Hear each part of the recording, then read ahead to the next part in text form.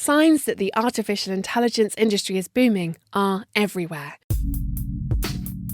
Google snatched DeepMind, London-based AI startup, from Facebook for a rumoured $400 million. And IBM is using a computer named Watson to analyse our health records.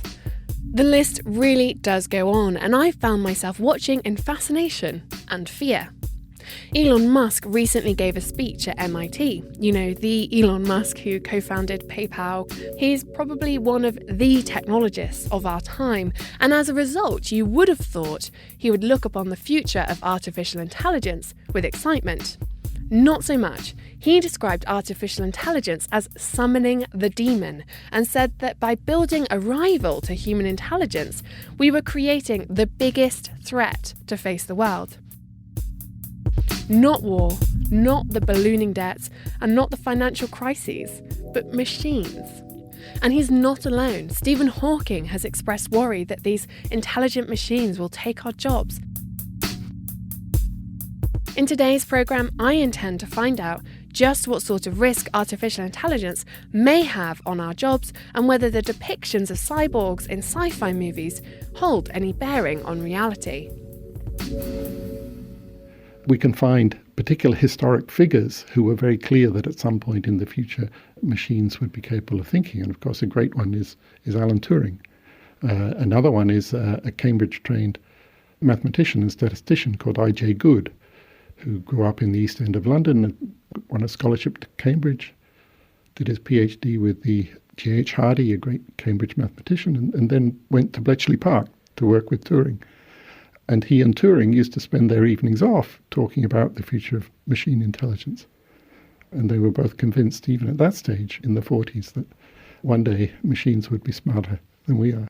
Professor Hugh Price, he's Bertrand Russell Philosopher at Cambridge University. And I'm also involved with the new Leverhulme Centre for the Future of Intelligence, which is focusing on the challenges of the long-term future of artificial intelligence. People sometimes say, well, we don't even know what intelligence is. How can we be studying the long-term future of it?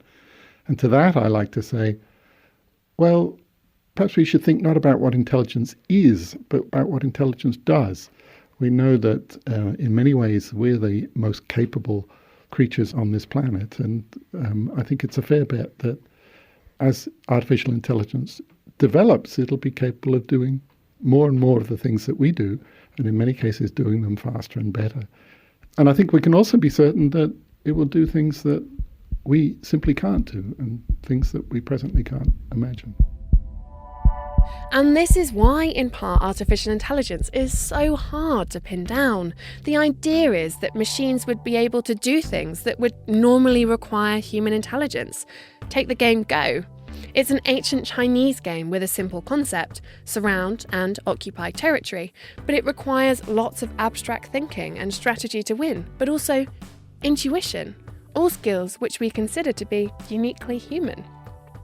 And yet Google's machine, AlphaGo, beat the world champion Lee Sedol 4-1 this month.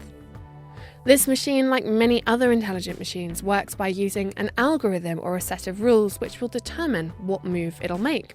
A bit like a training manual, so if your opponent occupies this square and this square, do this. But what makes AlphaGo intelligent is that once it understood the rules, it then started to teach itself how to play better.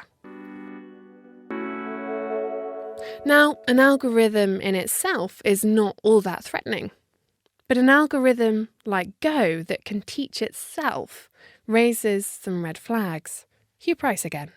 Nick Bostrom's famous example is the Paperclip Factory, which has been programmed to produce paperclips, but it's smart enough to recognize that it can produce more paperclips if it removes certain sorts of constraints.